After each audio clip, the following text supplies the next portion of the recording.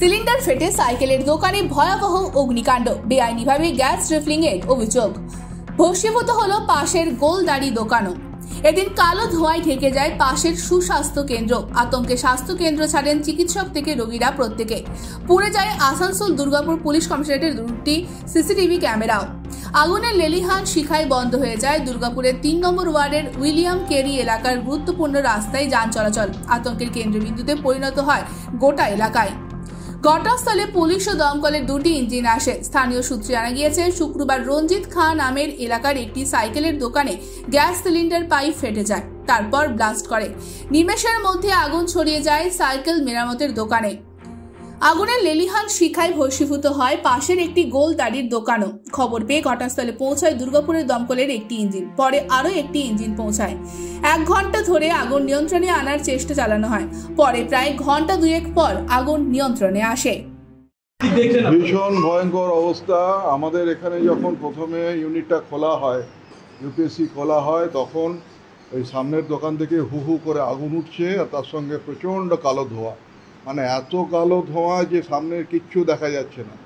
আমাদের যিনি conservancy worker, যিনি এখানে সমস্ত পরিষ্কার পরিচ্ছন্ন করে রাখেন, তিনি যখন কাজ করছিলেন তিনি ভয় পেয়ে যান এবং সঙ্গে সঙ্গে দৌড়ে নিচে নেমে যাই আমরা। এটা আমরা তো বলতে পারবো না। শুনলাম যে পরবর্তীকালে যে ওখানে একটা সিলিন্ডার ছিল বেশ কয়েকটা, সেটা বার্স্ট করে পুরো দোকানটাকে একদম ধরে নিয়েছে এবং তার সঙ্গে আনুষঙ্গিক আরও কয়েকটা সিলিন্ডার ছিল, একটা না কয়েকটা আমি জানি না, এটা বলতে পারবো না। এটা তো ইনভেস্টিগেশনের উপরে ডিপেন্ড করবে কতক্ষণ যা আছে না আছে। আমরা তো মোটামুটি 9:30 খুলে দিই। আমাদের 9:30 থেকে ধরুন এখন বাজছে আপনার 11টা, এতক্ষণ বন্ধ রাখতে হলো।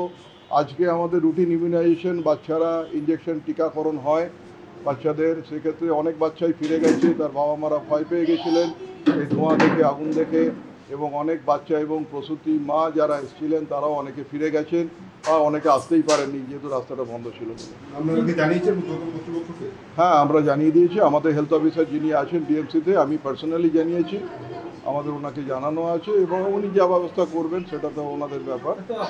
হ্যাঁ, আমি ডক্টর এনডি ব্যানার্জি, এখানকার PTMO, doctor Nirmalya Deb Banerjee, PTMO FTMO, full time medical officer, UPSC 1 William Carey. হ্যাঁ, তো আমাদের যেটা আমাদের ভয় লাগছে যে আমাদের কিছু গ্যাস পয়জনিংয়ের একটা চান্স থেকে যাবে। কার্বন মনোক্সাইড প্রচণ্ড, কার্বন ডাইঅক্সাইড প্রচণ্ড ওখান থেকে বেরিয়েছে।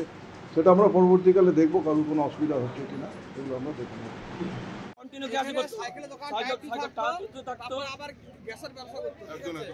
কি গ্যাস রাখা হতো এখানে? ভারত গ্যাস বিক্রি করা হতো কন্টিনিউ বিক্রি হতো। আমরা অনেকবার প্রোটেকশন করি, তাও শোনেনি কোনো কথা।